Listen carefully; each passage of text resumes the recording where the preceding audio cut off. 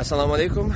Вчера вечером мы, получается, Жигит-Башлары аэродромной, то есть по всем улицам Жигит-Башлары, встретились с молодыми людьми нашей аэродромной, которые пристрастились к вот этим вот наркотикам, синтетическим наркотикам, кажется, называется скорость, солью также называют, да?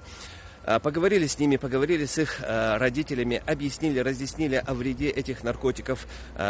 Молодые люди пообещали нам, что бросят, что больше не будут курить, что больше не будут употреблять эти наркотики. И мы надеемся, что они сдержат свое обещание. Мы сейчас не будем называть их имена, но предупреждаем, если это будет повторяться, если это будет продолжаться, мы будем называть имена.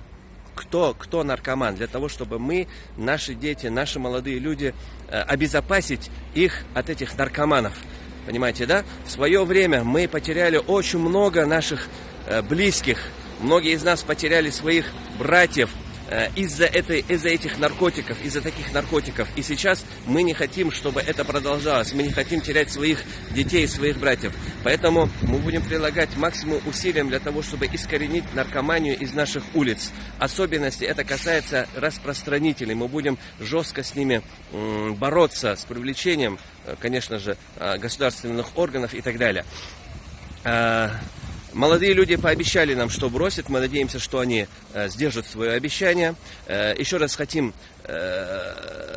попросить родителей поговорить со своими детьми, поговорить со своими сыновьями, дочерями. Даже девочки, оказывается, тоже сейчас начинают курить эту гадость.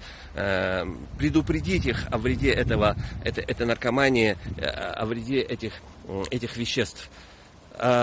И также советую всем молодым, которые желают начать, не начинайте, не позорьте себя, не позорьте своих родителей, не позорьте нас всех, будьте благоразумны и не идите на поводу своих желаний. Желаю блага всем нам. Ассаламу алейкум.